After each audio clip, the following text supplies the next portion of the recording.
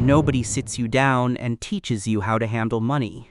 You just copy whatever you watched growing up, and by the time you notice the pattern, it's already cost you years.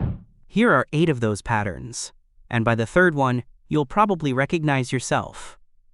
Before we get into it, hit subscribe. This channel is for people who are done guessing with their money, and every video here builds on the last one. Here's a number worth sitting with.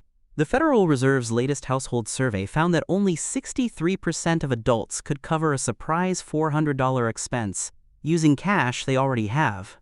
Not rent, not a hospital bill, a flat tire, a broken laptop, a vet visit, $400. And the habits that decide whether you can cover that are the same habits that decide what you're worth 20 years from now. Let's get into them. Number 1. Spending to look like you're fine. The nicer car you didn't need. The pricier restaurant because someone else picked the place. I know a project manager, call her Renee, who said yes to every group trip and every "we're all splitting it" for years, because saying no felt like admitting something was wrong. Here's the part nobody notices in the moment. Everyone at that table was doing the same math, for the same reason, at the same time. Choose 2 or 3 things that genuinely make your life better, and spend on those without flinching. Let the rest default to functional. Nothing has to be the nicest version. It just has to work. Number 2, saving whatever's left at the end of the month. The trouble is, your spending will always grow to match whatever's sitting in the account. So if saving comes last, it loses every time for years. The fix isn't more discipline. It's removing yourself from the decision entirely. An automatic transfer, the day you get paid, before you ever see the number.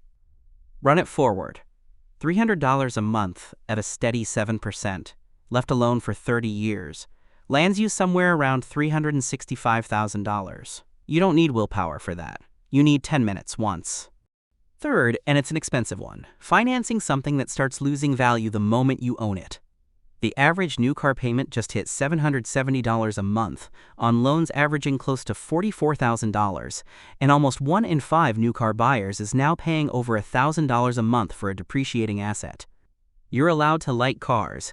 Just stop letting the newest one be the default. Buy something a few years old, closer to cash, and put the difference to work instead. Call it $400 a month, invested, and in 20 years, that's north of $200,000. That sticker price never accounts for what the money could have become instead.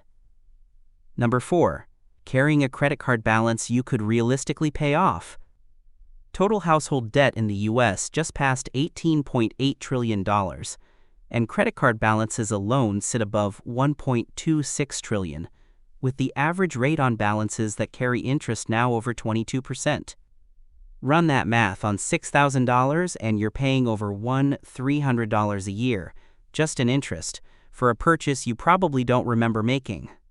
At that rate, paying the card off is close to the only guaranteed 22% return you'll ever find.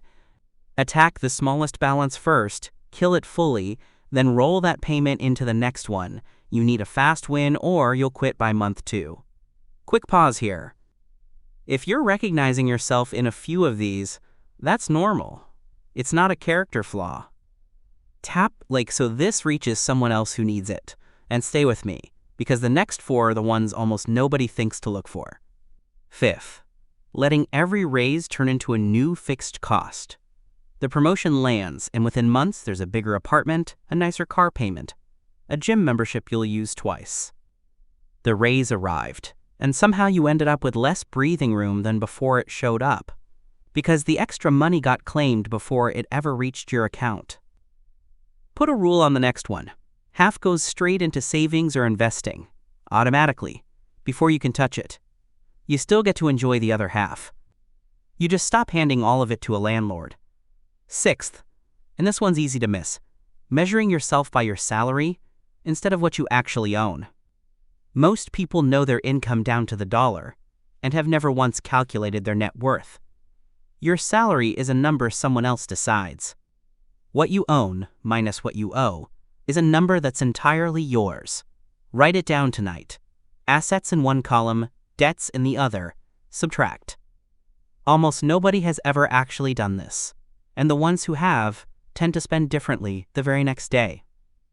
Seventh, letting one paycheck be the entire plan. One employer, one income line, nothing behind it if that line disappears. You don't need to quit your job to fix this. You need one skill you already have, sold somewhere else, even in small amounts. $50 a week from something on the side is income nobody can lay you off from, and it's the one part of your finances that isn't capped by a job title. Eighth, and this one's sneaky, refusing to ever pay for a shortcut. 40 hours of free videos to avoid a $500 answer that would have taken a fraction of the time. It feels responsible in the moment. It rarely is. If someone can hand you 6 months back, and the cost is a small fraction of what 6 months of your time is worth, skipping that isn't caution. It's a worse trade than the one you were trying to avoid. None of these 8 things require a bigger paycheck. Every single one is a decision, and you get to make the first one today. If this helped you see something in your own habits, subscribe. Tell me in the comments which habit hit closest to home, and I'll see you in the next one.